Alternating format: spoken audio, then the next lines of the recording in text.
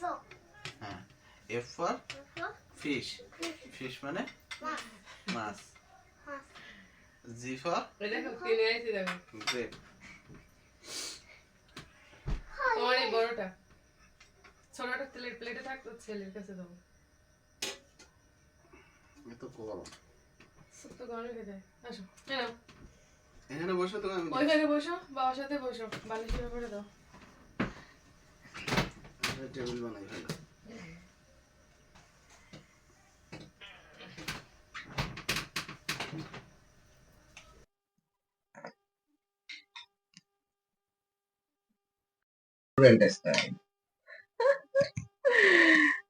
খুব স্বাদ। তুমি খেয়ে বলো কেমন হয়েছে সোনা। নাও, তোমাকে এক চামচ খাওয়াই দেই।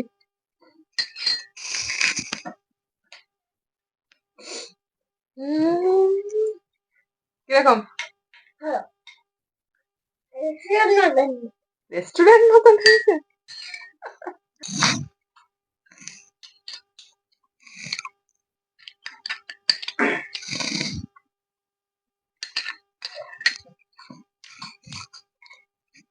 বন্ধুরা, শীতের দিনে আপনারা এরকম ভাবে চিকেন স্যুপ বানাবেন।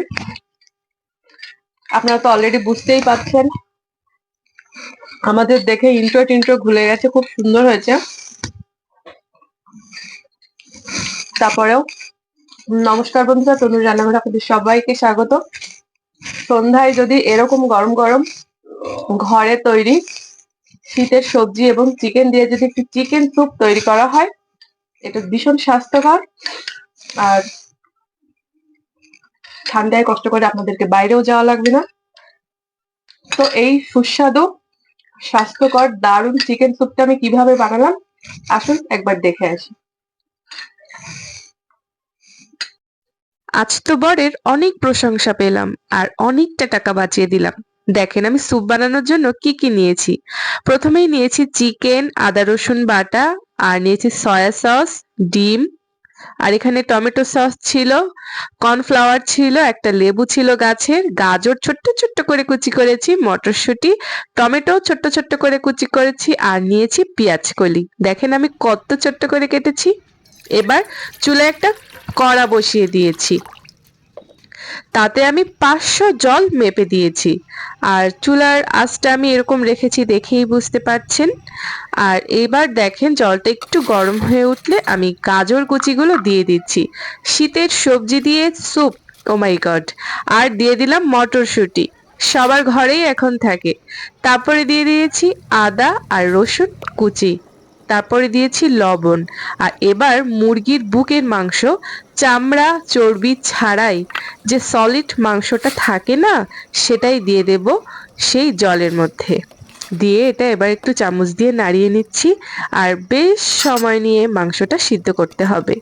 বন্ধুরা, শীতের দিনে ঘরে বসে স্যুপ, মানে রেস্টুরেন্টে গেলে এরকম এক বাটি স্যুপ, ও মাই গড। এবার আমি কর্নফ্লাওয়ারটা গুলে নিচ্ছি। আমার কর্নফ্লাওয়ারটার কালার এরকম কেন, কেউ যদি জেনে থাকেন তাহলে অবশ্যই কমেন্ট করে জানাবেন। আমি দেখেছি সাদা হয়। চামচটায় আমি গুলে নিয়েছি জল দিয়ে। এক বাটি জলের ভিতরে কর্নফ্লাওয়ার 2 চামচ দিয়েছি। আর এবার একটা ডিম আমি ফেটিয়ে নেব। আপনারা চাইলে 2টা ডিমও দিতে পারেন, আমি একটা ডিম দিয়ে করে দেখাচ্ছি 500 জলে। তো বন্ধুরা, ডিমটা গুলে নেব।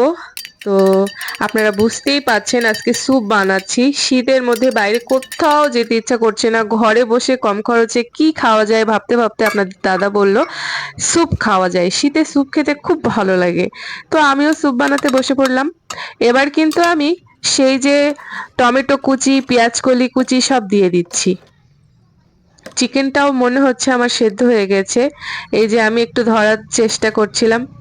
তো চিকেনটা আমি এখান থেকে তুলে নেব, নিয়ে ছাড়িয়ে নেব। আপনারা চাইলে ছোট্ট ছোট্ট করে টুকরো টুকরো করে কেটে নিতে পারেন, কিন্তু আমি কাঁটা চামচ দিয়ে, 2টা কাঁটা চামচ দিয়ে ধরে ছিঁড়ে ছিঁড়ে নেব। দেখেন 2টা কাঁটা চামচ দিয়ে আমি এরকম করে ছিঁড়ে ছিঁড়ে নিয়েছি।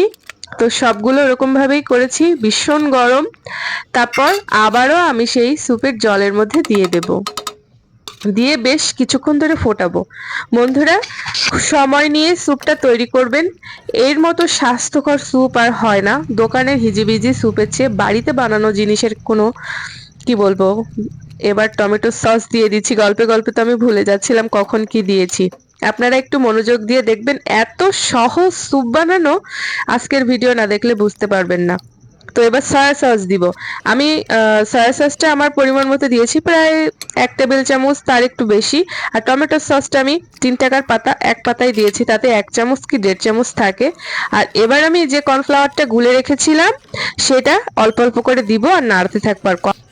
আর কর্নফ্লাওয়ারটা দেওয়ার সাথে সাথেই স্যুপের ঘনত্বটা কিরকম ঘন হয়ে আসছে, কালারটাও চেঞ্জ হয়ে আসছে, তাই না বন্ধুরা? এটা বেশ মজা লাগছিল।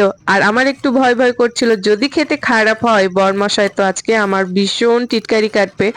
এজন্য আমি খুব মনোযোগ দিয়ে রান্নাটা করছিলাম। 3 জনে মিলে স্যুপটুকু খাবো। আর কর্নফ্লাওয়ার দেওয়া হয়ে গেছে, ডিমটা আমি এরকম করে দিচ্ছি।